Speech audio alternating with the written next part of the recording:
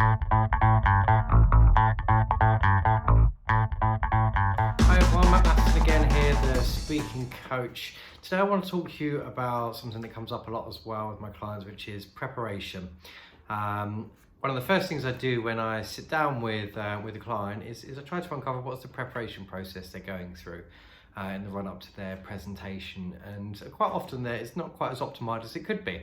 So I thought I'd share with you a process that may help you, that you might want to try out next time you come towards your public speaking engagement, no matter how big or small it may be. So the first thing is step one. There should be two questions that you ask yourself before you move into the design process for a presentation of some sort. First question is, how do you want the people you are speaking to feel? And the second question is, what's the single most important takeaway that you want them to leave the room with? So question one, how do you want people to feel?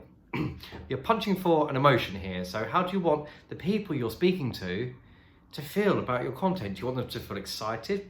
Do you want them to feel sad, poignant, curious? Do you want them to feel secure and assured that they're the right people? Well, how do you do that? You need to bring that out in your messaging. So talk about it in an assuring, confident manner. You need to show it in the way you speak, the way you hold your face, the way you hold your body. And if you need to project excitement, for example, talk about the bits of your content that excite you. What is it about your message that's exciting? Why should they be excited? Show them that excitement, let it come out. So how do you want them to feel? Show the feeling that you want them to feel. Emotional contagion will kick in, the rest will happen. Question number two, what is the most important thing you want to leave them with? What's the key takeaway, if you like, that you want to leave these people with? Like, if somebody wandered into that auditorium and listened to you speaking, and then they went to the cafe or the bar next door and someone said to them, so what did that person just talk about? What's the one thing that they need to remember that they would relay? And that needs to come out in everything that you're doing, okay? The single most important takeaway. Maybe it's an understanding of your product. Maybe it's a connection to you, learning about who you are or your story. Maybe it's to save them time through something. What's the one thing that's more important for you to get across in your message than anything else? So that's step one. Answer those two questions. How do you want them to feel? What's the one thing they're going to take away? Step two, this is where people tend to start crafting their content and they make one of two errors. They either go straight into a Word document and start writing out a script, and the problem with that is that if you're writing a script, you're writing it to be read rather than be spoken.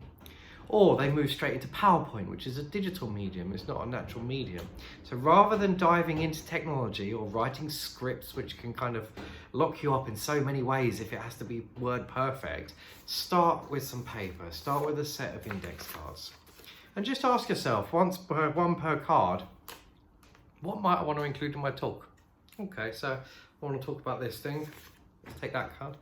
I want to talk about that thing. I'm going to talk about this thing maybe. I'll talk about that thing. Great, you've got a list of possible things that you might want to cover off in your presentation. Now have them on the table in front of you and you can start moving them around. Or maybe I'll put that one first. Or maybe I want to talk about this one first, or this one a little bit later. And start to move them around. Once you're comfortable, add a little bit more information to each one just to cover off the keynotes, but you're looking for bullet points here, not text. Bullet points, not detailed stuff. And then straight away move straight into a practice from a place of cards. Move straight into a practice. Hi, my name is Matt, da-di-da-di-da. Get through this. And in practicing, what you're going to start doing is uncovering the content that you can use through practice rather than through thought or writing it down into a script or diving straight into a presentation, PowerPoint, which is using technology, which is not a communicative means for speaking. Once you've tried it on a few more times, you'll start to feel the bits that feel right, and the bits that don't feel right you can dismiss. 4 or 5 times in, it'll start to take a shape. At this point, start to make some notes about where you've got gaps and you need to go and do a little bit of research and figure out what's happening, plug those gaps, and then perhaps you consider moving into PowerPoint. Don't use PowerPoint as a crutch, like it should support your message rather than drive your message. You should absolutely not be reading words off of the screen. Okay, it should support you and enhance what you're saying rather than be the driver of what you're saying.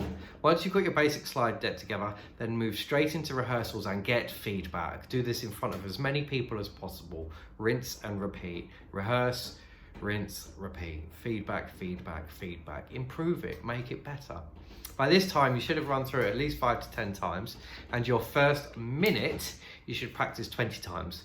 Get that so you can say it whilst you are asleep.